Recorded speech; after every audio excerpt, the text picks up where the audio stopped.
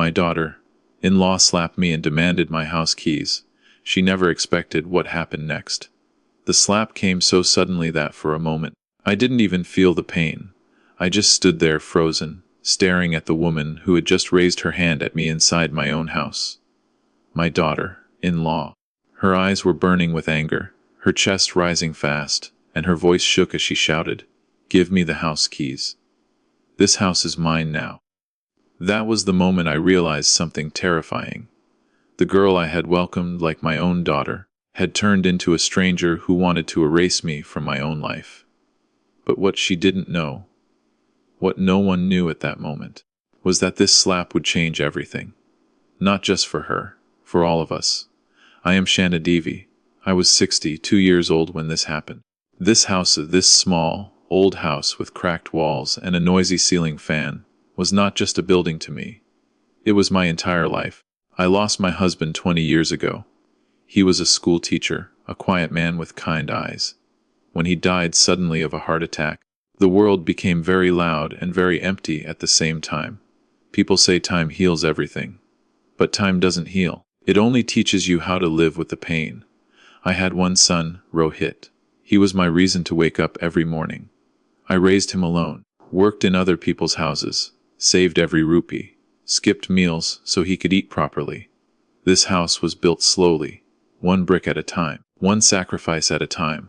When Rohit grew up, he was everything I had hoped for: educated, respectful, soft-spoken. When he told me he loved a girl named Neha and wanted to marry her, I didn't hesitate. I told him, "Bring her home. If she makes you happy, she is my daughter too." Neha came from a modern city life. She wore confidence like perfume. She spoke fast, laughed loud, and had dreams bigger than this small house.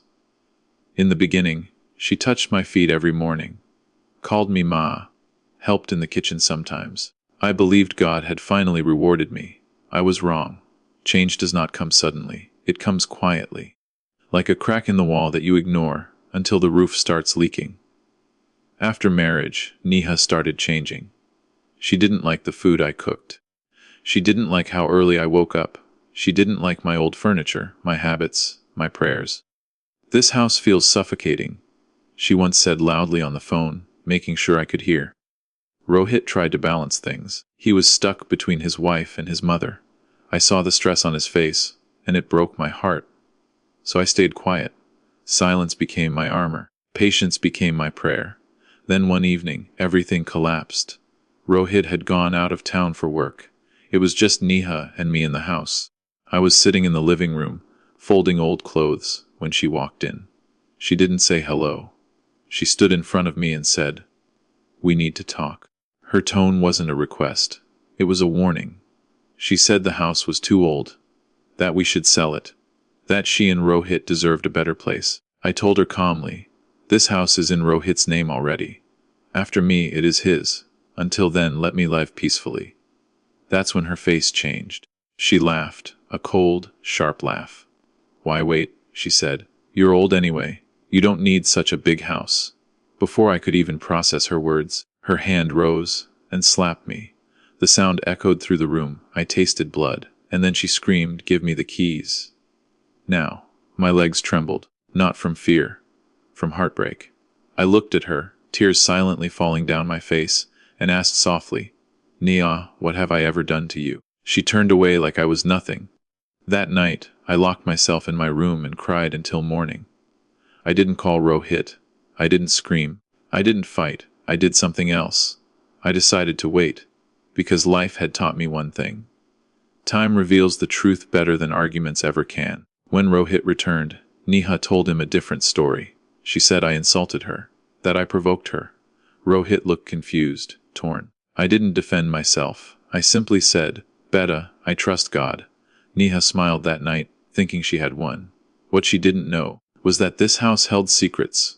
2 weeks later, a letter arrived, a government seal. Neha opened it first.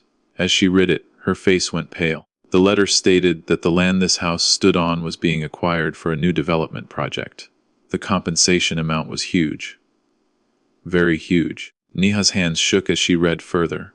The owner of the property was not Rohit, it was me.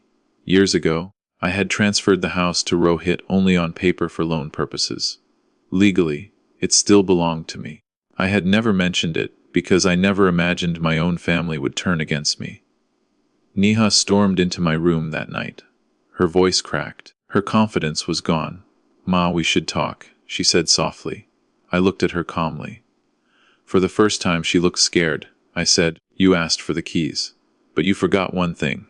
A house is not owned by walls. It is owned by respect." Rohit stood behind her, listening. I told him everything. The slap, the insults, the pain.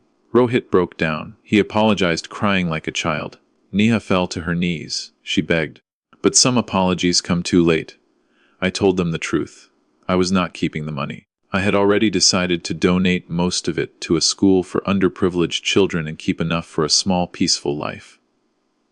Neha screamed. She accused me of destroying her future. I smiled sadly. "No," I said. "You destroyed it the day you raised your hand at someone who loved you." I moved out of that house before it was demolished. I now live in a small apartment near a temple. I wake up peacefully. I sleep peacefully. Rohit visits me often. He is slowly healing. Neha left. Sometimes when I sit by the window and watch the sunset, I think about that slap. It hurt. But it also woke me up. Love without respect is not love. Patience without dignity is not virtue. And silence is powerful when used with wisdom. If you are listening to this story and you feel ignored, disrespected, or small, remember this. You are not weak because you stay quiet. Sometimes, you are just waiting for the right moment to stand tall. And when you do, the world listens.